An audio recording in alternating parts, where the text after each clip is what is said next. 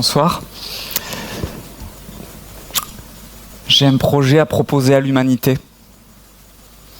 Un grand projet humaniste et universel.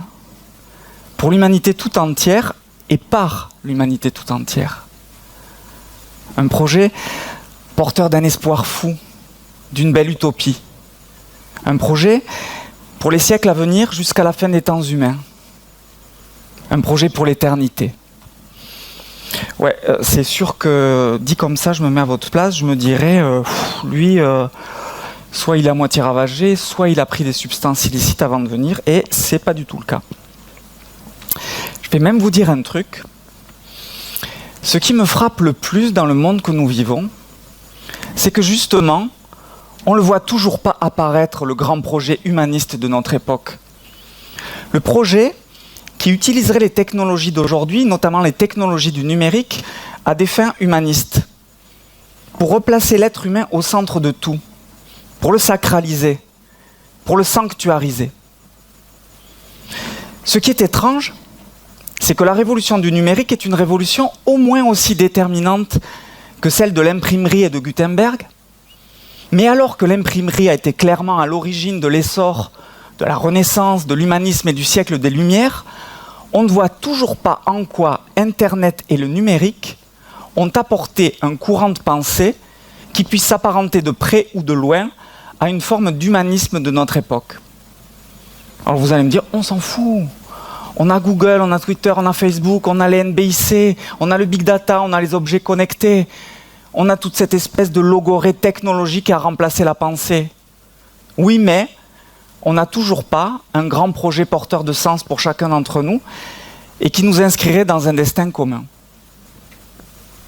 En réalité, le nouveau monde du numérique, il est dirigé par une poignée d'individus dans la Silicon Valley, qu'on appelle les GAFA, et qui, eux, sont plus de tradition libertaire qu'humaniste. Et en guise d'humanisme, eux, ils nous proposent le transhumanisme. Vous savez, le transhumanisme, l'homme augmenté, la mort de la mort, le cerveau qu'on va pouvoir brancher sur Internet, qui va devenir un gros moteur d'intelligence artificielle, la conscience qu'on va pouvoir transférer sur des puces de silicium, l'ADN qu'on va pouvoir bidouiller comme on veut pour devenir plus grand, plus beau, plus fort, plus intelligent, plus heureux. On nous présente tout ça comme une sorte d'apanage de la modernité, une sorte de planche de salut pour l'humanité.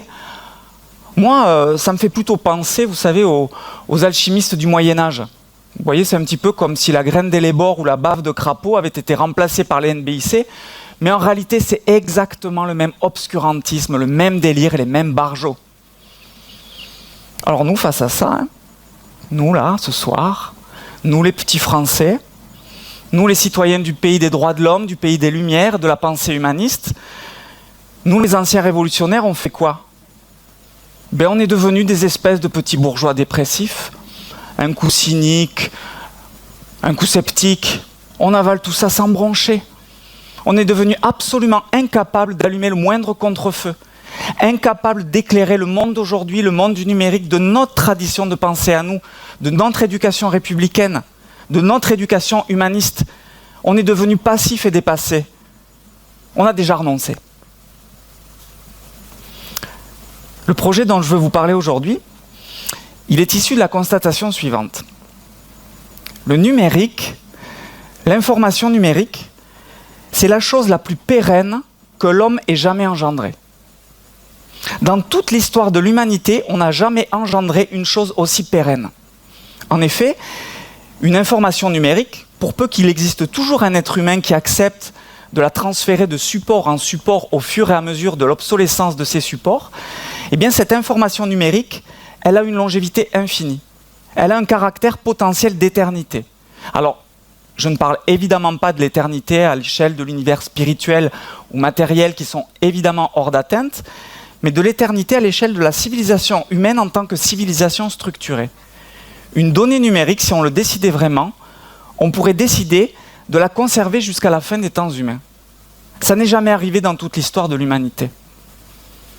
Alors si maintenant cette donnée numérique, elle est relative justement à un être humain, le son d'une voix, la photo d'un visage, le roman d'une vie, eh bien si on le voulait vraiment, on pourrait décider de conserver la mémoire numérique de cet être humain jusqu'à la fin des temps humains. Plus encore, on pourrait le proposer pour la totalité des êtres humains. En effet, la matérialité du numérique, c'est-à-dire la quantité de ressources consommées et le volume de ces supports, est devenue négligeable par rapport à la quantité d'informations que ces supports sont capables de stocker. Vous voyez par exemple la photo d'un visage sur un disque dur, c'est à peu près la taille d'une poussière. Et tout ce qu'on peut raconter dans sa vie, babillage de bébé compris, ça tient sur ce même disque dur. Aujourd'hui, si on le voulait vraiment, si c'était un projet de l'humanité, on pourrait décider de conserver la mémoire de tous les êtres humains jusqu'à la fin des temps humains. Bon, c'est pas parce qu'une chose est devenue possible qu'elle est souhaitable. Donc essayons de raisonner avec notre éducation et notre tradition de pensée humaniste. Quand on est un humaniste, on essaie de réfléchir à la valeur de la vie. Et pour un humaniste, la valeur d'une vie humaine, c'est inestimable. Ça a une valeur inestimable. Une vie, c'est une combinaison génétique absolument impossible à reproduire, suivie d'une succession d'émotions, de rencontres, d'expériences elles-mêmes impossibles à reproduire. Une vie, c'est plus rare que le plus rare des métaux rares et c'est plus précieux que la plus précieuse des œuvres d'art. Et donc à ce titre, la mémoire d'une vie humaine en tant que manifestation tangible d'une existence, on devrait pouvoir l'inscrire au patrimoine immatériel de l'humanité. Et puisque nous, on est du pays des droits de l'homme, on pourrait même imaginer un nouveau droit de l'homme. Le droit à la mémoire et à la postérité pour tous. Du style, tous les êtres humains naissent, vivent et meurent égaux dans le droit à la postérité, et une mémoire volontaire de leur vie devra pouvoir être conservée jusqu'à la fin des temps humains, indépendamment de toute considération de race, de religion, d'origine, de culture, de ressources et même de renommée. Similairement, le droit à l'oubli est un droit fondamental qui doit pouvoir être exercé si telle est la volonté de la personne. Alors ce n'est pas du tout le cas aujourd'hui. Depuis la nuit des temps, on a accepté tous, tacitement, qu'il y ait une hiérarchie entre les vies humaines en regard de la postérité. Si vous prenez par exemple les êtres humains du XXe siècle qui passeront la barrière de la postérité à 1000 ans, à coup sûr il y aura Hitler et Staline. Mais pratiquement personne parmi les millions de gens qui sont morts dans les goulags ou dans les camps. Et puis, cette idée sournoise et nauséabonde, selon laquelle il y aurait une hiérarchie entre la valeur des vies, elle continue de ramper aujourd'hui. Il suffit de regarder nos SDF, qui sont devenus les ombres de nos rues, à qui on ne donne pratiquement plus le statut d'être humain, ou les migrants qui meurent sur les plages, ou les kamikazes sacrifiés. Alors tant qu'on avait l'alibi de la limitation technologique qui rendait impossible la conservation de la mémoire de tous les hommes, on pouvait accepter qu'un tri s'opère. Mais aujourd'hui que c'est devenu possible, comment continuer à trier? Et selon quels critères? Quelles seront les vies qui valent le coup d'être conservées, celles qui ne valent pas le coup? Imaginez que ça existe. Imaginez déjà que depuis une centaine d'années, ce droit à la mémoire à la postérité pour tous soit un droit exercé dans le monde.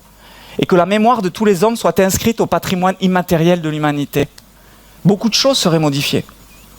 Le rapport à la généalogie serait modifié puisqu'on pourrait aller lire, écouter, voir ce que nos ancêtres ont voulu nous transmettre. Le rapport à l'histoire serait complètement transformé puisque ce serait un droit de chaque être humain que d'écrire une partie de l'histoire humaine. Et puis petit, à l'école, on nous dirait voilà, un de nos biens communs les plus précieux, c'est la mémoire de tous les hommes. On essaye de se le transmettre de génération en génération. Et toi aussi, tu as toute ta vie pour réfléchir à ce que tu veux transmettre, à qui tu voudras le transmettre, comment tu voudras le transmettre. Mais ce que tu décideras de donner au reste de l'humanité, pour la communauté des hommes, ça aura une valeur inestimable. On imagine bien que ce serait incontestablement un nouvel élément de sens, une pierre ajoutée à la construction de nos vies. Et puis, ce serait aussi une façon d'entériner à jamais une forme d'altruisme dans la mémoire qu'on donne à ceux qui nous succèdent. Ce serait exactement à l'opposé de cette espèce de quête vaine et narcissique de l'immortalité promise par les transhumanistes. Alors pour porter un projet comme ça, évidemment, il faut imaginer une organisation mondiale à caractère philanthropique, dans un cadre éthique précis, à but non lucratif, avec une gouvernance démocratique, soumise à un contrôle citoyen. On ne peut pas continuer comme on le fait aujourd'hui à confier nos mémoires sur des serveurs en Californie qui appartiennent à des boîtes commerciales. On ne peut pas continuer d'accepter que la mémoire de tous les hommes est un bien marchand. Pour porter ce projet, nous avons créé une association qui s'appelle Eternesia, qui est synonyme de mémoires éternelles. Son logo est la main négative dans la grotte du Paléolithique, qui est un symbole universel du besoin de traces de l'être humain. Notre objectif est d'interpeller les leaders d'opinion, les politiques, les grandes organisations, les gouvernements, l'ONU, l'UNESCO, les responsables des grandes religions, pour que cette question du droit à la mémoire à la postérité pour tous et de l'inscription de la mémoire de tous les êtres humains au patrimoine de l'humanité soit soumise à débat citoyen, que ça soit soumis à la controverse, qu'on en parle mais qu'on redevienne acteur de ce nouveau monde du numérique. Cette association est ouverte à tous ceux qui, comme moi, pensent que la question de la transmission et de la mémoire sera au cœur de l'un des grands projets humanistes du XXIe siècle. Vous avez compris que la technologie n'est ici qu'un prétexte, qu'un moyen pour arriver à un but. Si, comme dans la légende du roi Midas, il existait des roseaux pour raconter l'histoire des vies sous l'effet de la brise, je vous proposerai de planter des roseaux partout dans le monde. Ce que je sais, c'est que ça va arriver. Je sais qu'un jour, la communauté des hommes décidera de conserver la mémoire de tous les humains. Je le sais depuis toujours, je le sais depuis que je suis enfant. Je le sais parce que je sais qu'il n'y a pas d'autre avenir pour l'humanité que de considérer que chacune de nos vies est une œuvre d'art et que chacun de nous est sacré. Merci.